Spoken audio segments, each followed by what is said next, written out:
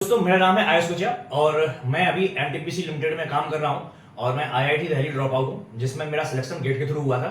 तो आज में हम एक नए टॉपिक के बारे में डिस्कस करेंगे जो है थ्योरी ऑफ मशीन का फ्रिक्शन। ठीक है, तो इस फंटास्टिक टॉपिक को हम आज फिर से स्टार्ट करते हैं विद नए दोस्त के साथ में। चलिए स्टार्ट करते हैं इस नए टॉपिक को, जो हमारा टॉपिक का नाम क्या है, फ्रिक्शन। फ्रिक्शन तो हम डे टू डे लाइफ में भी बात करते हैं कि इस सरफेस में बहुत ज्यादा फ्रिक्शन है। हमारा जो फ्लोर रहता है, फ्लोर पे भी किसी फ्लोर पे हमें चलने में बहुत आसानी होती है, हम फिसल जाते हैं, और किसी फ्लोर पे हमें चलने में बहुत ज्यादा तकलीफें होती हैं। तो उसमें क्या होता है, उसमें फ्रिक्शन ज्यादा लगता है। तो हम किसकी बात कर रहे हैं, फ्रिक्शन फोर्स की। ठीक है, तो चलिए इस मजेदार टॉपिक को हम स्टार्ट करते हैं। फ्रिक्शन क्या होता है, जैसे हमारी दो सरफेस है, एक सरफेस ए है और एक सरफेस ए है। हमेशा फ्रिक्शन जो लगता है वो दो सरफेस के बीच में लगता है। ठीक है, सपोज दैट ये मेरा डस्टर है ना, ये मेरा डस्टर है और इसको मैं इस पे आगे पीछे मूव कर रहा हूं, टू एंड फ्रो मोशन कर रहा हूं। तो क्या हो रहा है, इसमें घर्षण हो रहा है ना, आपस में क्या हो रहा है, फ्रिक्शन को हिंदी में घर्षण बोलते हैं। तो इसमें क्या हो रहा है, कुछ फ्रिक्शन फोर्स लग रहा है जिसके कारण ये मूवमेंट को रेस्ट कर रहा है। अगर मैं इसी बोर्ड के ऊपर बर्फ को डाल दूं तो बर्फ क्या होगा, बर्फ तुरंत फिसल जाएगी। या जब आप बर्फ के ऊपर चलते हैं तो आप तुरंत फिसल जाते हैं। क्यों फिसल जाते हैं, क्योंकि उसमें फ्रिक्शन फोर्स बहुत कम होता है। ठीक है, फ्रिक्शन फोर्स किसमें लगता है, सरफेस के बीच में लगता है। किस कारण से लगता है उसके बारे में बताते हैं। रीजन क्या होता है, अगर हम माइक्रोस्कोपिक लेवल पर जाएं,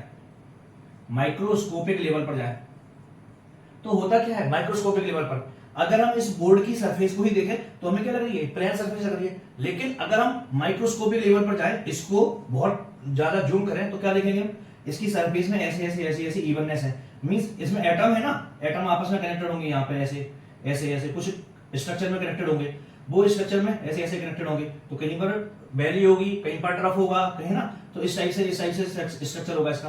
तो जब हमारी एक सरफेस का माइक्रोस्कोपिक स्ट्रक्चर इस टाइप से है, अब हम दूसरी जो भी हमारे पास सरफेस है उसका भी माइक्रोस्ट्रक्चर सरफेस इस टाइप से है। ठीक है, तो इसको हम क्या बोलते हैं, रफनेस बोलते हैं। इसको हम क्या बोलते हैं, रफनेस बोलते हैं। हम रफनेस किस में पढ़ेंगे, जब हम प्रोडक्शन प्रोसेस में पढ़ेंगे ना, वहां पर हम रफनेस के बारे में बात करेंगे। ठीक है, तो वहां पर क्या है, मशीनिंग प्रोसेस में हम रफनेस भी चेक करते हैं, तो कितनी ज्यादा रफनेस है, नहीं है ना। और जैसे हमारे जो हमारे स्क्रू थ्रेड्स होते हैं, जो हमारे थ्रेड्स होते हैं उनमें भी दो टाइप के रहते हैं, एक रफ स्क्रू रहता है, एक रफ स्क्रू नहीं होता है। ठीक है, तो जो हमारी रफनेस रहती है सरफेस में, वो हमारी अनइवननेस को शो करती है। जितनी ज्यादा अनइवननेस उतनी ज्यादा रफनेस, है ना, उतनी ज्यादा क्या होगी, बीच में गैपेस होंगे। तो जब हम इन दोनों सरफेस को माइक्रोस्कोपिक लेवल पे तो हमें स्ट्रेट दिख रहे हैं, एकदम फ्लैट सरफेस दिख रही है। लेकिन जब हम इनको आपस में कांटेक्ट में लाएंगे और इनको मूव कराएंगे तो होगा क्या, इनकी जो माइक्रोस्कोपिक लेवल पे पहली वाली सरफेस है, माइक्रोस्कोपिक लेवल पे ऐसा है, दूसरी वाली माइक्रोस्कोपिक लेवल पर ऐसा है। तो क्या होगा, इनकी जो बैली है वो आपस में क्या हो जाएगी, अटैच हो जाएंगी। तो क्या होगा, इसी के कारण हमारा फ्रिक्शन लगता है। तो that's the reason of the friction. ठीक है, तो चलिए अब हम एक कुछ एग्जाम्पल देखते हैं, उस एग्जाम्पल से बात करते हैं कि फ्रिक्शन होता क्या है ना। ये तो हमने रीजन समझ लिया, फ्रिक्शन लगता क्यों है। ठीक है, अब हम बात करेंगे जो हमारा फ्रिक्शन फोर्स है वो होता क्या है।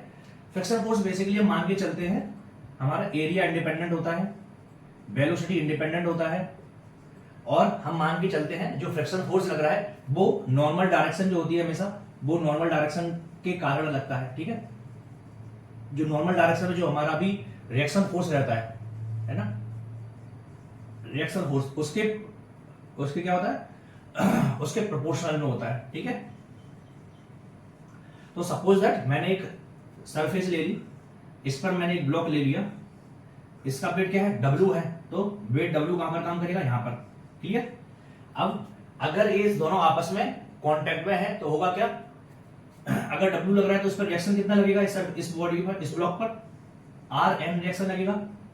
ठीक है, अब हम इस ब्लॉक को इस डायरेक्शन में मूव करना चाह रहे हैं तो होगा क्या, जब हम इस ब्लॉक को इस डायरेक्शन में मूव करेंगे, है ना, तो होगा क्या, इस पर एक रिएक्शन लग रही है, रिएक्शन के कारण क्या लग जाएगा, एक फ्रिक्शन फोर्स लग जाएगा, फ्रिक्शन फोर्स लग जाएगा।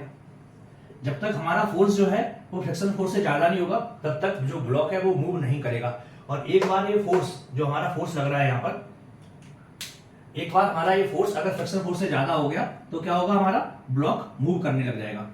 ठीक है, जो हमारा फ्रिक्शन फोर्स होता है वो किसके प्रोपोर्शनल होता है, Rn के प्रोपोर्शनल होता है। जो नॉर्मल रिएक्शन है उसके प्रोपोर्शनल होता है friction force. Friction force proportional to R N. R N क्या है? नॉर्मल रिएक्शन है। अगर हम फ्री बॉडी डायग्राम बनाएंगे तो क्या बनेगा?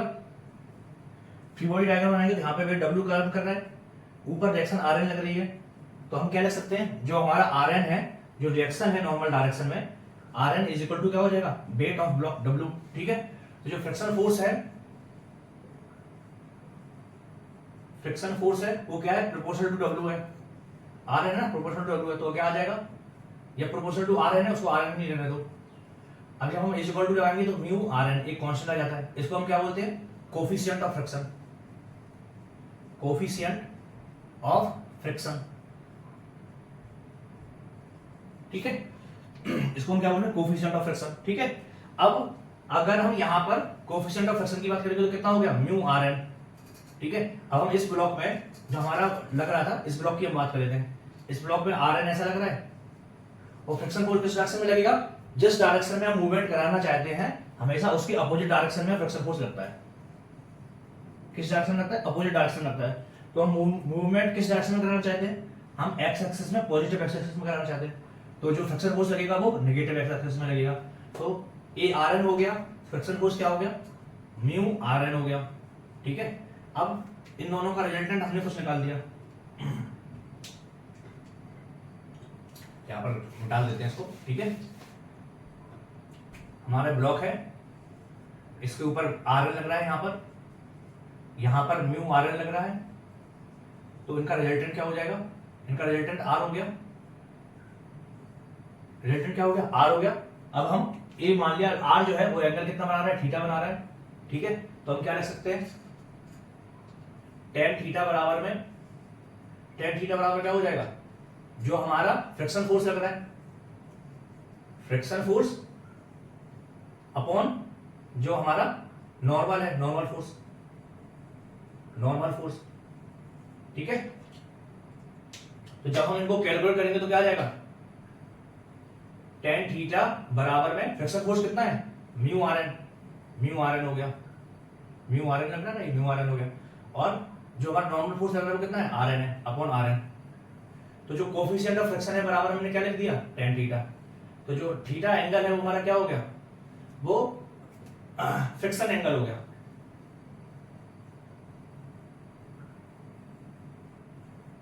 जो रिजल्टेंट बना रहा है किसके साथ में? नॉर्मल फोर्स के साथ में। ठीक है, क्लियर? चलिए अब हम एक और ब्लॉक की बात करते हैं। ये तो हमारा सिंपल वाला हो गया, अब हम थोड़े डिफिकल्ट वाले पे आते हैं।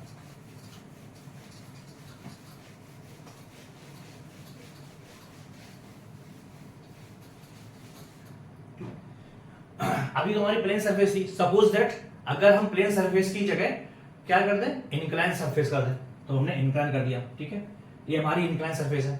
अब इसके ऊपर मैंने क्या कर दिया? इसके ऊपर भी वही किया, इसके ऊपर मैंने एक ब्लॉक लगा दिया, ब्लॉक रख दिया। ठीक है, अभी क्या होगा?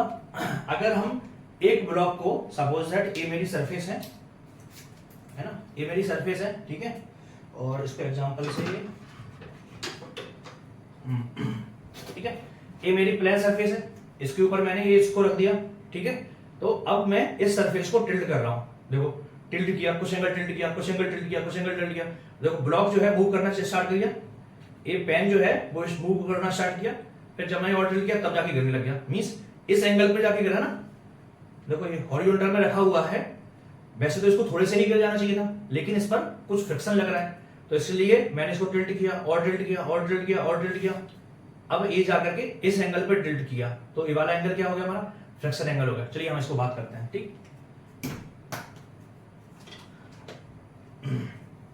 तो मैंने इसको क्या किया? एक एंगल है, इसी को सॉल्व करते हैं। एंगल हमारा थीटा है। ठीक है, ये हमारा ब्लॉक बना हुआ है। हम मान के चल रहे हैं हमने जो इंक्लाइन प्लेन है उसका एंगल उतना रखा है जिससे ब्लॉक जस्ट मूव होना चाह रहा है, मूव नहीं हुआ है लेकिन जस्ट मूव होना चाह रहा है। मींस जो फ्रिक्शन फोर्स लग रहा है बस वो जस्ट बराबर में है, जैसे ही थोड़ा और ज्यादा होगा वो क्या करने लग जाएगा? ब्लॉक मूव करने लग जाएगा। तो चलिए हम इसको मूव करने के लिए कैसे करेंगे? हमारा इस पे जो भी फोर्सेस लग रहे हैं हम उस फोर्सेस को निकालते हैं पहले। ठीक है, ये एंगल थीटा को यहाँ पे, थीटा यहाँ पे छोटे में लग देते हैं। क्लियर? अब हमारा जो वेट है इसके ऊपर क्या लग रहा है? इसके ऊपर वेट डब्ल्यू लग रहा है। ठीक है, जो वेट है ब्लॉक का वो क्या लगेगा? डाउनवर्ड डायरेक्शन में लगेगा। लेकिन ये परपेंडिकुलर होगा। ये थीटा है तो क्या हो जाएगा, 90 माइनस थीटा हो जाएगा। क्लियर। जो हमारा फ्रिक्शन फोर्स रहता है, फ्रिक्शन फोर्स रहता है वो जो नॉर्मल लग रहा है, जो भी हमारा नॉर्मल रिएक्शन है उस नॉर्मल रिएक्शन के कारण लगता है। ठीक है, तो हमें इसकी क्या निकालनी है, इस ब्लॉक पे नॉर्मल रिएक्शन निकालनी है। ब्लॉक में नॉर्मल रिएक्शन क्या होगी, हम इसके दो निकाल लेते हैं। एक हमारा ए होगी लाइन जो ब्लॉक के क्या है, ब्लॉक के परपेंडिकुलर है और ब्लॉक से हॉरिजॉन्टल है ना। अगर हम देखें तो ब्लॉक से दो चीज हो गई हमारी, ये हमारा 90 माइनस थीटा है, तो ये वाला एंगल कितना हो जाएगा, ये एंगल हमारा थीटा हो गया। क्लियर। तो अभी जो W के हम दो कंपोनेंट निकाल सकते हैं, एक तो इस डायरेक्शन में निकाल सकते हैं और एक इस डायरेक्शन में निकाल सकते हैं। तो जब हम इस डायरेक्शन में निकालेंगे तो क्या हो जाएगा, W cos थीटा हो जाएगा, ये W cos थीटा। ठीक है,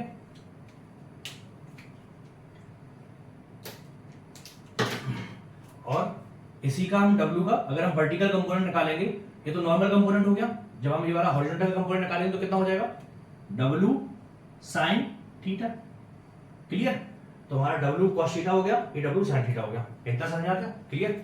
अब जो हमारा फ्रिक्शन फोर्स लगेगा ब्लॉक के ऊपर वो किसके बराबर में होता है, वो किसके प्रोपोर्शनल होता है, वो नॉर्मल डायरेक्शन के प्रोपोर्शनल होता है। नॉर्मल डायरेक्शन कितना लग रही है यहाँ पे, ये हमारी नॉर्मल डायरेक्शन आ रहा है, नॉर्मल डायरेक्शन किसके बराबर है, W cos थीटा के।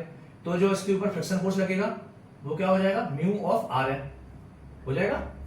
वो किस डायरेक्शन में, ब्लॉक हमारा डाउनवर्ड डायरेक्शन मूव करना चाहता है, तो जिस डायरेक्शन में ब्लॉक मूव करेगा उसके अपोजिट डायरेक्शन में फ्रिक्शन फोर्स लगेगा, तो अपोजिट डायरेक्शन में फ्रिक्शन फोर्स हमने लगा दिया। ठीक है, क्लियर। अब यहाँ पे W sin थीटा लग रहा है, यहाँ पर ये W cos थीटा हो गया, ये हमारा क्या हो गया, म्यू Rn हो गया। ठीक है, अभी की कंडीशन में ब्लॉक जस्ट मूव होना चाह रहा है, तो क्या होगा, जो हमारा म्यू Rn है वो W sin थीटा के बराबर में होगा, है ना। इक्विलिब्रियम कंडीशन में या स्टेबल कंडीशन में क्या होगा, W sin थीटा बराबर म्यू Rn होगा, जस्ट बराबर होगा, है ना, जिससे जस्ट बराबर होगा। जैसे थोड़ा बहुत ज्यादा हुआ W sin थीटा वैसे ब्लॉक मूव कर जाएगा। ठीक है, तो म्यू Rn बराबर W sin थीटा होगा, है ना। तो Rn क्या है हमारा रिएक्शन, जो नॉर्मल रिएक्शन Rn है, Rn कितना आया था हमारा, W cos theta, W cos theta. Clear. तो म्यू का म्यू रहने दिया, W का W रहने दिया, cos थीटा का cos थीटा रहने दिया, बराबर क्या हो गया, W sin थीटा। क्लियर यहाँ पे। अब W से हमारा W कट गया, तो हम म्यू बराबर क्या आ गया हमारा, tan थीटा आ गया मींस। और हमने क्या बताया था पहले वाले क्वेश्चन में, हमने जो सॉल्व किया था उसमें भी कोई एंगल आया था हमारा, तो हमारा क्या आया था, म्यू बराबर में हमने tan अल्फा या tan थीटा जो भी माना था, जिसमें क्या था, अल्फा क्या था हमारा, फ्रिक्शन एंगल था, अल्फा बराबर क्या था, फ्रिक्शन एंगल था। और यहां पर भी क्या आ रहा है, म्यू बराबर tan theta means tan theta बराबर tan अल्फा मींस थीटा बराबर अल्फा हो गया। इसका मतलब क्या है, जो प्लेन का एंगल है, प्लेन का इंक्लिनेशन एंगल है,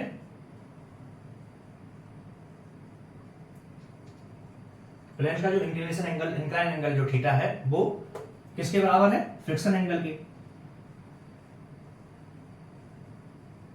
इसका मतलब क्या हुआ, इसका मतलब ये हुआ कि अगर हमारा प्लेन फ्रिक्शन एंगल पर इंक्लाइन है तो जो हमारा फोर्स होगा वो जस्ट इक्विलिब्रियम में होगा और ब्लॉक जो है जस्ट मूव करने की सिचुएशन में होगी बस।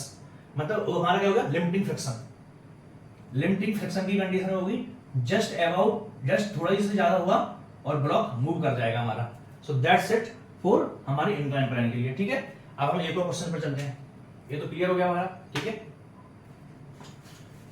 अब हम एक नए क्वेश्चन पर चलते हैं जिसमें हमारा प्लेन क्या रहेगा, इंक्लाइन रहेगा। ठीक है,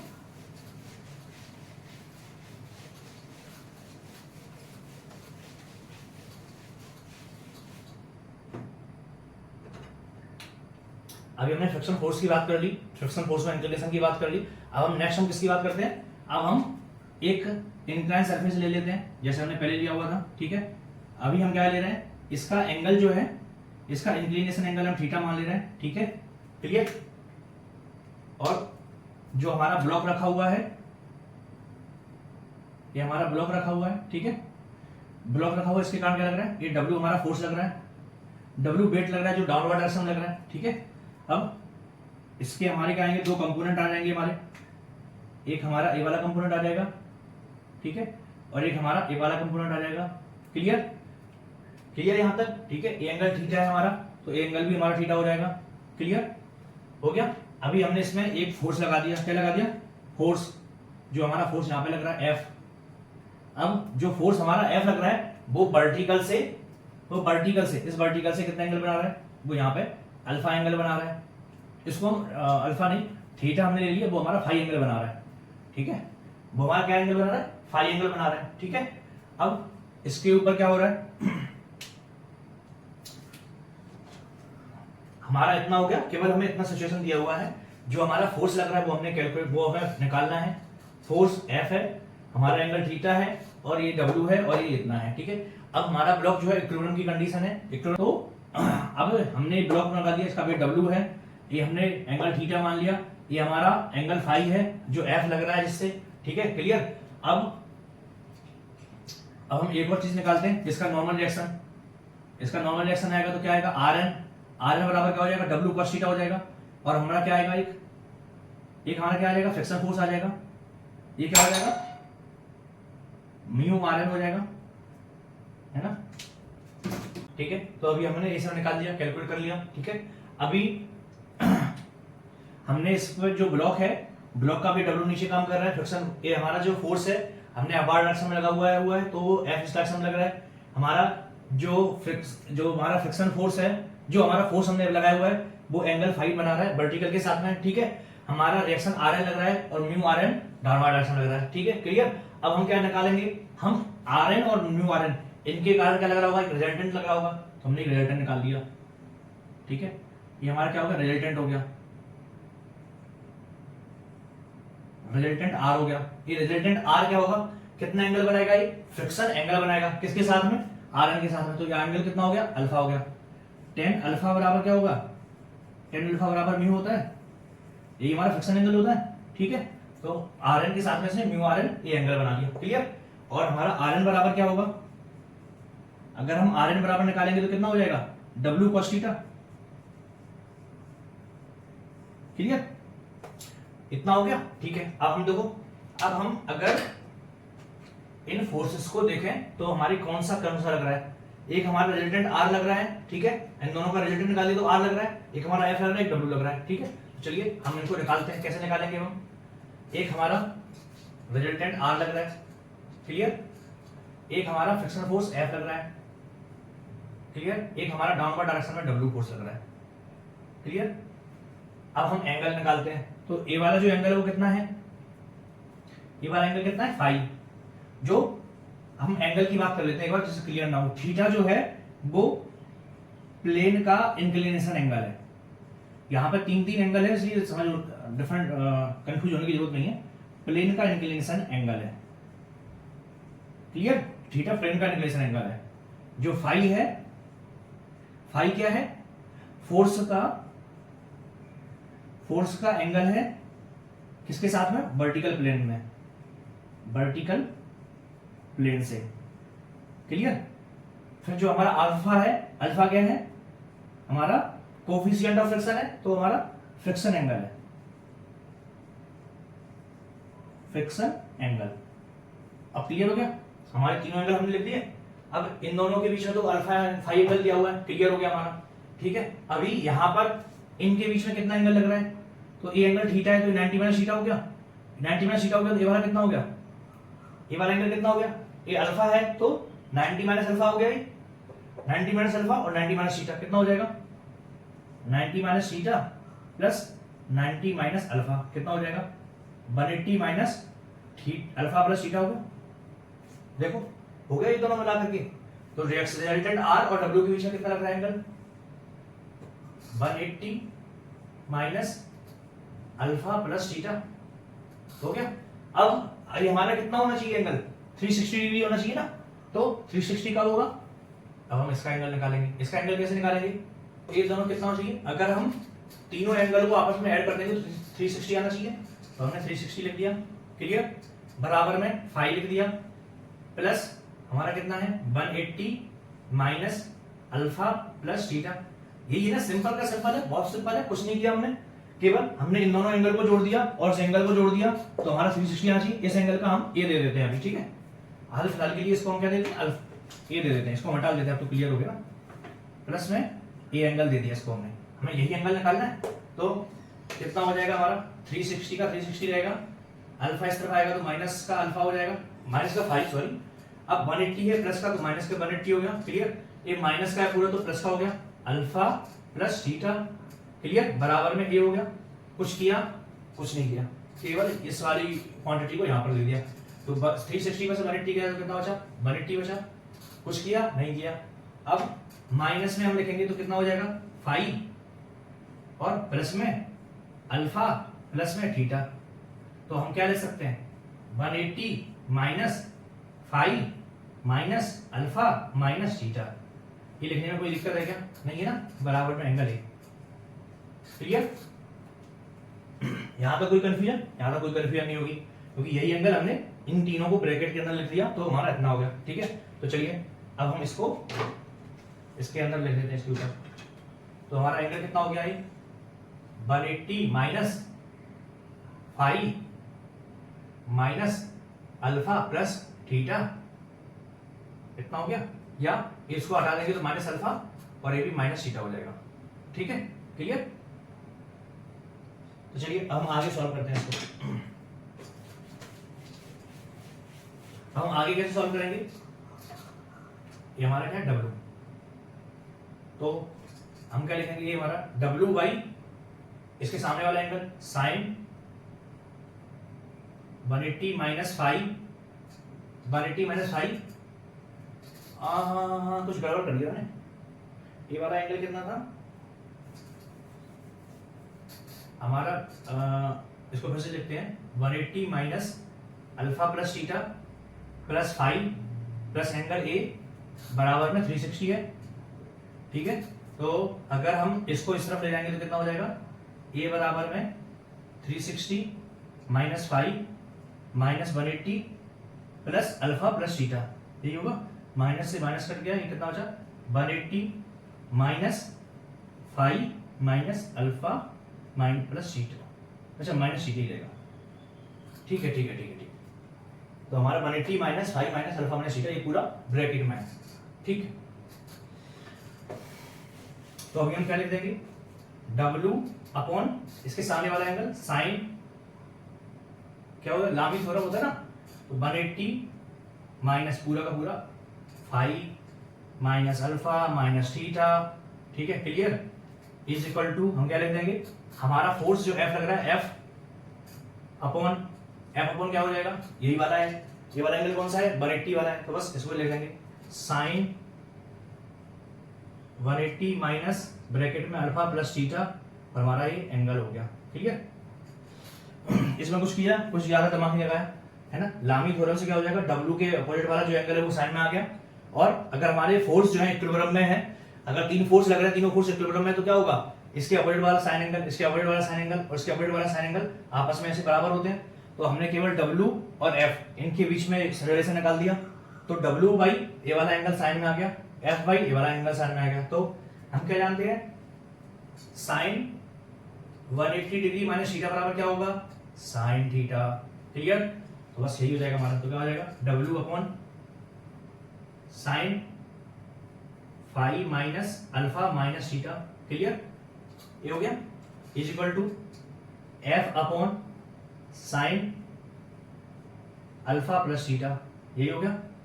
बस तुम्हें बस इतना ही कैलकुलेट करना है, हो गया काम, ठीक है। अब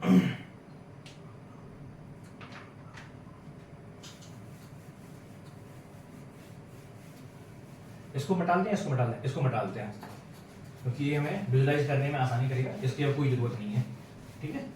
तो इसको विजुलाइज करने के लिए ये वाला डायग्राम होना जरूरी है। अगर हम फ्रिक्शन जो हमारा F लगाना पड़ रहा है, F की बात करें तो F बराबर क्या हो जाएगा, F बराबर W इंटू में साइन अल्फा प्लस थीटा है अपॉन ये क्या आ जाएगा, sine 5 minus alpha minus theta, यही हो जाएगा, ठीक है, क्लियर है, ठीक है। अब हमसे बोला जाए, क्या बोला जाए कि F को मिनिमम रखना है ना।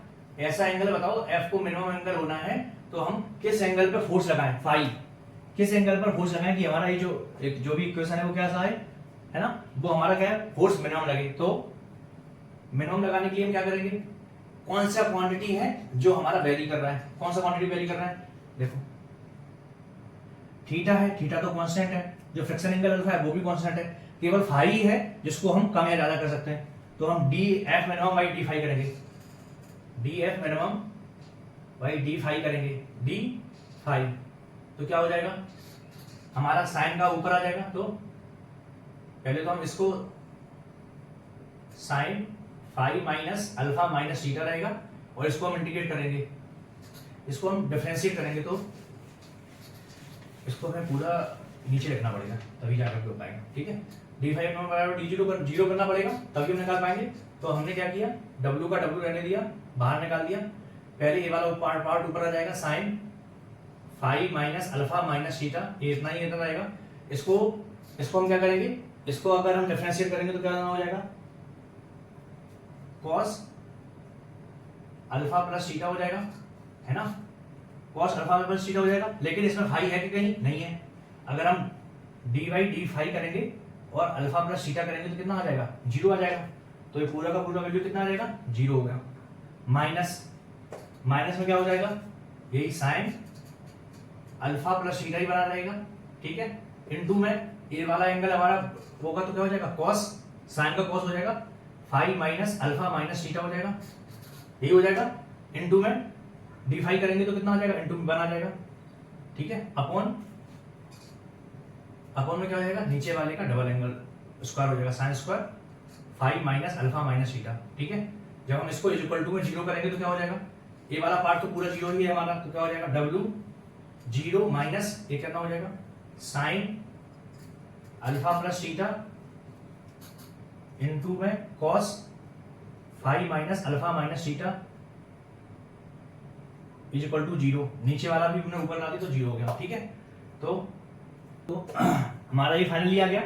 अब इसको हम क्या लिख सकते हैं, sine alpha plus theta into cos five minus alpha minus theta is equal to zero, ये लिख सकते हैं। तो ये कब जीरो हो सकता है, या तो इसकी वैल्यू जीरो हो जाए या फिर इसकी वैल्यू जीरो हो जाए। इसकी वैल्यू कब जीरो होगी, जब अल्फा प्लस थीटा बराबर क्या हो जाएगा, अल्फा प्लस थीटा बराबर जीरो हो जाएगा। तो अल्फा प्लस थीटा बराबर जीरो हो सकता है क्या, नहीं हो सकता है, ठीक है। तो अगर इसको जीरो होना तो क्या हो जाएगा, five minus alpha minus theta बराबर में 90 डिग्री, कॉस 90 बराबर जीरो होता है तो five minus alpha minus theta बराबर 90 हो जाएगा, तब हो जाएगा।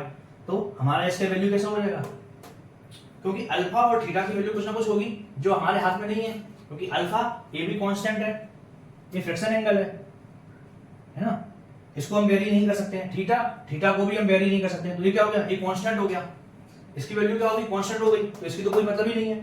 जो भी हम वेरी कर सकते हैं वो किसको कर सकते हैं, अल्फा को वेरी कर सकते हैं। तो अगर हम अल्फा के बराबर निकालेंगे तो अल्फा बराबर क्या हो जाएगा, अल्फा बराबर क्या हो जाएगा, 90 माइनस फाइव, अच्छा फ्रिक्शन एंगल हमारा फाइव है, सॉरी ये हमारा एंगल फाइव है, तो हमें फाइव की वैल्यू निकालना ना।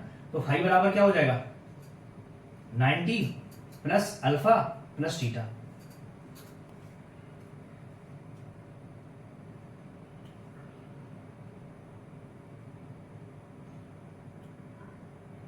ठीक है। तो हमने क्या कैलकुलेट कर लिया, जो हमारी फाई की वैल्यू कितनी होना चाहिए, मींस जो हमारा फ्रिक्शन फोर्स जो लग रहा है, जो हमने फोर्स अप्लाई कर रहे हैं, अगर वो हमारा कम से कम हो, एफ मिनिमम के लिए हमने जीरो कर लिया, तो फाइनली हमारा एंगल कितना आना चाहिए, जो फाई बराबर 90 प्लस अल्फा प्लस थीटा आना चाहिए, ठीक है। तो हम इससे हम समझते हैं, ठीक है। इससे हम क्या समझेंगे, हम देखो अभी हम इसको मिटा लेते हैं, इसकी कोई जरूरत नहीं ना हमें। अगर हमें कम से कम फोर्स लगाना है और कम से कम फोर्स में ब्लॉक को मूव करना है, तो हमें जो फोर्स है वो किस डायरेक्शन में लगाना चाहिए, इसके लिए हमने इक्वेशन निकाल दिया, जिसका हमें एंगल क्या आया, फाई बराबर में 90 प्लस अल्फा प्लस थीटा, ठीक है। तो हम इस ब्लॉक को बनाते हैं, फिर से ये हमने बना दिया, ये हमने ब्लॉक बना दिया, ठीक है। अभी देखो जो हम फोर्स लगा रहे थे वो इस डायरेक्शन में लगा रहे थे, एफ है ना, और हमारा ये एंगल कितना है, ये एंगल हमारा थीटा है, ये हमारा वर्टिकल में लग रहा है बे डब्ल्यू, ठीक है। तो जो वर्टिकल से हमारा एंगल होना चाहिए, जो वर्टिकल से एंगल होना चाहिए वो क्या था, हमारा फाई था। जो वर्टिकल से एंगल लग रहा है वही हमारा फाई है।